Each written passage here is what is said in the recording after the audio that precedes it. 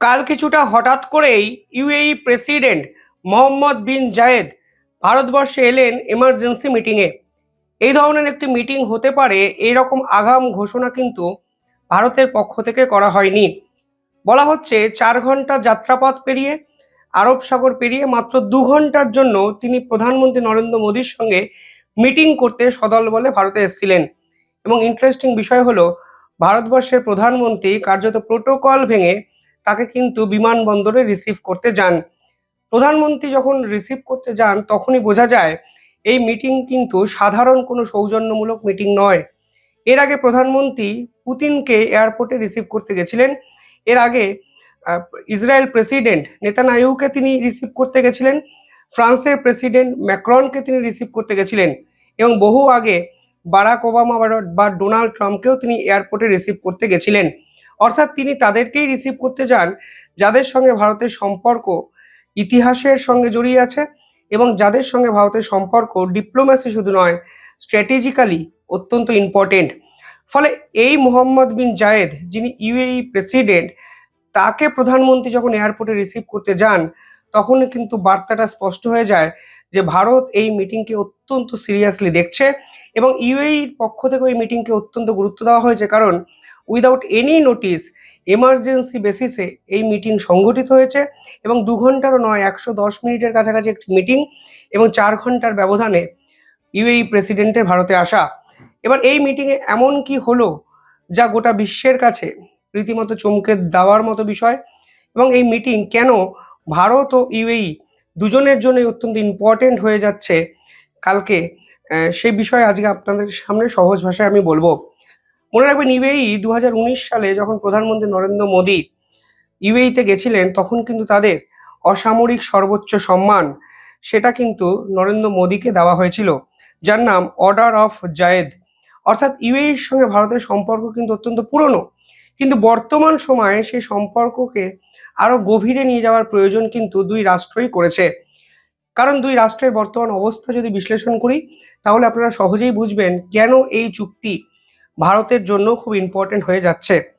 দেখুন, একটা জিনিস পরিষ্কার হয়ে যাচ্ছে, বর্তমানে মিডল ইস্টে সৌদি বনাম ইউএই একটা ঠান্ডা লড়াই চলছে। একাধিক দেশকে নিয়ে সে লড়াই চলছে।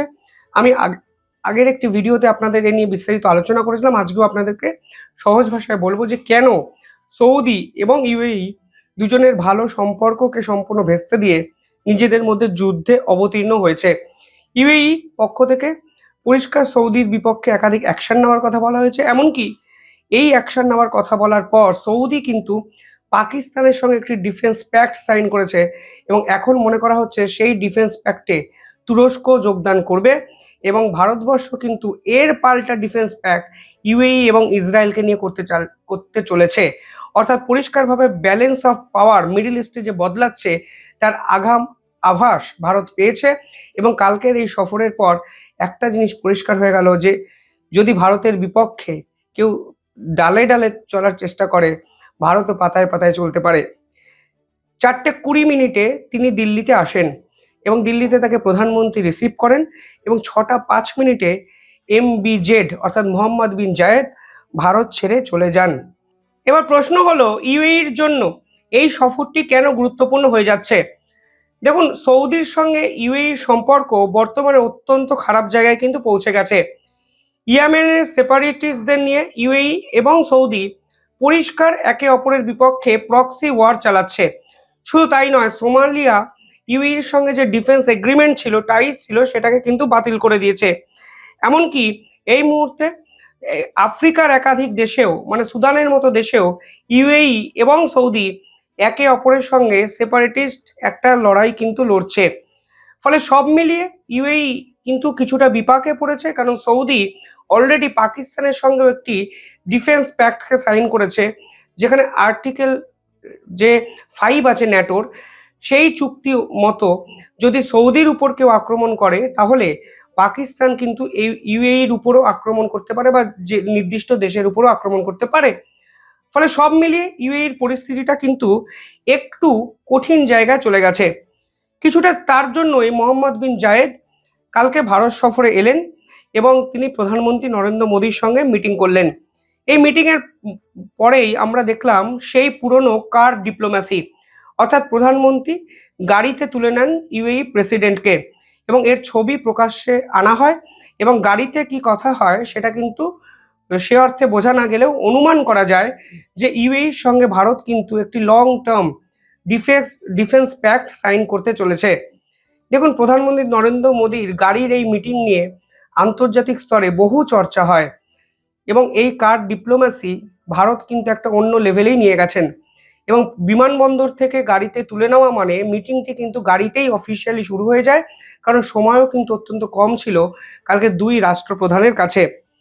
পাশাপাশি এই মুহূর্তে যদি দেখেন তাহলে দেখবেন সৌদিকে নিয়ে ইউএই বিভিন্ন ক্ষেত্রে ধাক্কা খেয়েছে এবং এই মুহূর্তে আরও একটা ইম্পর্টেন্ট বিষয় হয়ে যাচ্ছে, সেটাকে বলা হচ্ছে পোস্ট অয়েল ইকোনমি ব্যাটেল, অর্থাৎ 2030-এর মধ্যে তেল নিয়ে কোন রাষ্ট্র একে অপরকে ছাপিয়ে যাবে তাও কিন্তু সৌদি এবং ইউএই প্রধান বিচার্য বিষয় হয়ে যাচ্ছে।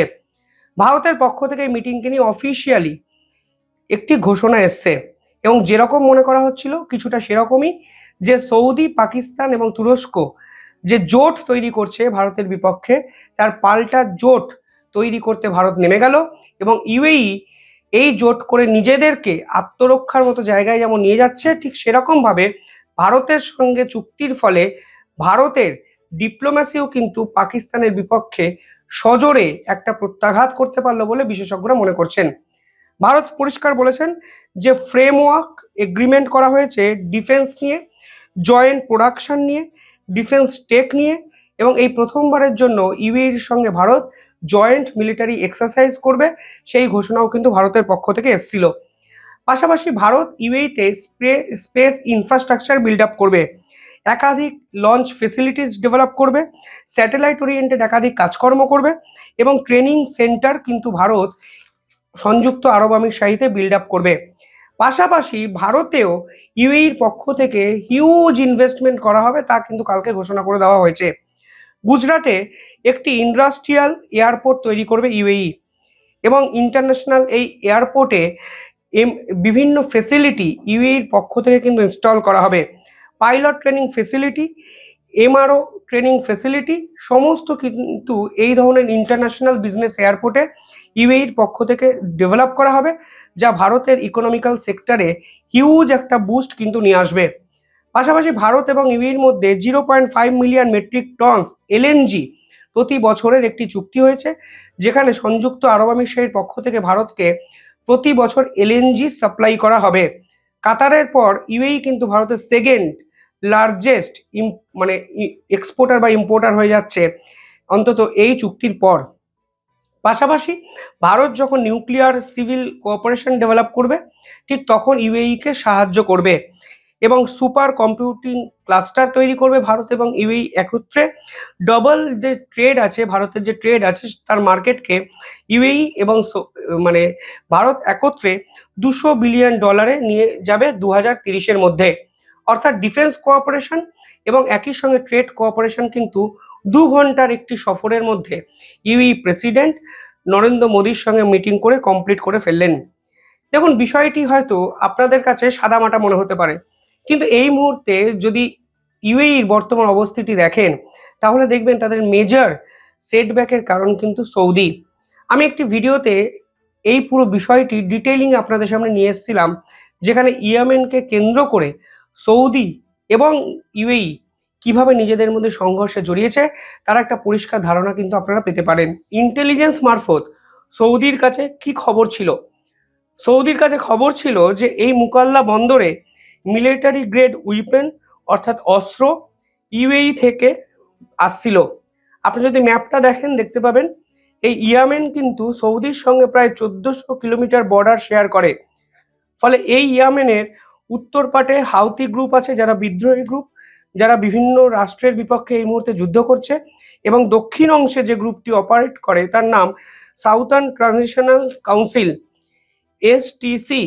এই গ্রুপটাকে কিন্তু সাপোর্ট করে ইউএই। এমনিতে ইয়েমেনের অবস্থা খুবই খারাপ, একাধিক বিদ্রোহী গ্রুপ, দেশের ভিতরে অন্তর্কলহ, অন্তর্দ্বন্দ্ব, সব মিলিয়ে ইয়েমেন প্রায় ধ্বংসের পথে পৌঁছে গেছে। এখন এই এসটিসির উপর আক্রমণ সৌদি কেন করলো সেটা কিন্তু খুব জানা প্রয়োজন সকলের জন্য। সৌদির মনে হয়েছে এই ইউএই দিনের পর দিন এসটিসিকে ব্যাকআপ করছে, অস্ত্র দিচ্ছে এবং এদেরকে শক্তিশালী করছে। সৌদির ইন্টেলিজেন্সের কাছে এই খবরটাই ছিল এবং এই মুহূর্তে যে অস্ত্রগুলো ইয়েমেনে যাচ্ছিল ইউএই থেকে, সেগুলো সকলই ইয়েমেনের যে ইন্টারন্যাশনাল রেকগনাইজড গভর্নমেন্ট আছে সেগুলো দ্বারা আনঅ্যাপ্রুভড, অর্থাৎ সরকার এটাকে প্রশ্রয় দেয়নি। এসটিসি লুকিয়ে সংযুক্ত আরব আমিরশাহী থেকে এই অস্ত্র কিনছিল এবং যদি এসটিসি নামক বিদ্রোহী গ্রুপটি শক্তিশালী হয়ে যেত তাহলে সৌদির জন্য থ্রেট তৈরি করতে পারে, এই আশঙ্কা সৌদি করেছে এবং এই ইয়েমেনের মুকাল্লাফ পোর্ট এবং ইউএই যে অস্ত্র আসার যে লাইন, সেখানে কিন্তু ভয়ঙ্কর একটি এয়ার স্ট্রাইক করা হয়েছে সৌদির উপর এবং সৌদির পক্ষ থেকে এবং সৌদি অফিসিয়ালি জানিয়েছে এখানে ইউএই অর্থাৎ সংযুক্ত আরব আমিরশাহী রেড লাইন ভায়োলেট করেছে। পরবর্তীকালে সুদানে দুটো গোষ্ঠীর সংঘর্ষ যেখানে হচ্ছে সেখানে কিন্তু ইউএই র্যাপিড সাপোর্ট ফোর্সকে সাপোর্ট করছে এবং সৌদি কিন্তু সাপোর্ট করছে সুদানি আর্মড ফোর্সকে। লিবিয়াতেও সেম জিনিস, সোমালিয়াতেও কিন্তু সেম জিনিস। এই চুক্তির ফলে ভারত ইউএইকে ডিফেন্স ওরিয়েন্টেড সমস্ত সহযোগিতা তো করবেই, পাশাপাশি ইউএই কিন্তু তাদের ইন্টেলিজেন্স রিপোর্টও শেয়ার করতে চলেছে ভারতের সঙ্গে। যে তথ্য সামনে এসছে সেখানে বলা হচ্ছে সৌদি যেভাবে পাকিস্তানের সঙ্গে ডিফেন্স প্যাক্ট সাইন করছে, সেই রকম অফিসিয়ালি ডিফেন্স প্যাক্ট না হলেও ইউএইর পক্ষ থেকে একাধিক intelligence report, counter terrorism operation এবং মিডল ইস্টের থ্রেট ওরিয়েন্টেড একাধিক বিষয়ে ভারতকে তারা সহায়তা করতে বদ্ধপরিকর হয়েছে। 2030-এর মধ্যে সৌদি এবং ইউএই নিজেদেরকে তেলের মার্কেটে সর্বোচ্চ জায়গায় নিয়ে যেতে চেয়েছে। পাশাপাশি সৌদি এবং ইউএইর মধ্যে ঠান্ডা লড়াইয়ের কারণ হলো দুই রাষ্ট্রই এখন চাইছে foreign investment, AI technology development, talent এবং ট্যুরিস্টকে অ্যাট্রাক্ট করতে। ফলে এই যুদ্ধ, ঠান্ডা লড়াই অনেক বেশি মিলিটারির থেকে অনেক বেশি ইকোনমিক্যাল, তা কিন্তু অনেকে মনে করছেন। আর সেখানে মোহাম্মদ বিন জায়েদ বেছে নিলেন ভারতকে আর সৌদি বেছে নিয়েছে পাকিস্তানকে এবং কে কোথায় গিয়ে পৌঁছায় তা তো সময় বলবে। তবে ভারতের ক্ষেত্রে অত্যন্ত ইম্পর্টেন্ট হয়ে যাচ্ছে যে ইউএইর পক্ষ থেকে ইন্টেলিজেন্স শেয়ারিং, একাধিক স্ট্র্যাটেজিক পার্টনারশিপ তারা ডেভেলপ করতে পেরেছে ইউএইর সঙ্গে, যেরকম তারা ফ্রান্সের সঙ্গে করেছে, ইসরায়েলের সঙ্গে করেছে। এবং ফ্রান্সের সঙ্গে এই চুক্তি আপনারা বুঝতে পারছেন এই মুহূর্তে ইউরোপীয় ইউনিয়ন এবং আমেরিকার এই দ্বৈরথে কতটা গুরুত্বপূর্ণ হয়ে যাচ্ছে এবং ফ্রান্সের থেকে ভারত রাফায়েলও কিনতে চলেছে। ফলে স্ট্র্যাটেজিক পার্টনারশিপ এর আগে ভারত ইসরায়েলের সঙ্গে যেমন করেছে, ইউএইর সঙ্গে একইভাবে স্ট্র্যাটেজিক পার্টনারশিপটি ভারতের জন্য ইম্পর্টেন্ট হয়ে যাচ্ছে। কারণ এই ডিফেন্স প্যাক্টে মানে সৌদি পাকিস্তানের ডিফেন্স প্যাক্টে তুরস্ক যে কোনো মুহূর্তে ঢুকে পড়বে।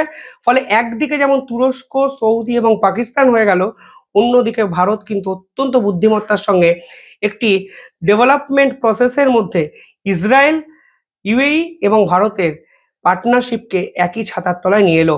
ফলে মাস্টার স্ট্রোক হয়তো এটাই, 2 ঘন্টার মিটিংয়ে কালকে মিডল ইস্টের খেলাটা সম্পূর্ণভাবে যে ভারত ঘুরিয়ে দিল তা কিন্তু বিশেষজ্ঞরা বুঝে গেছেন পরিষ্কারভাবে।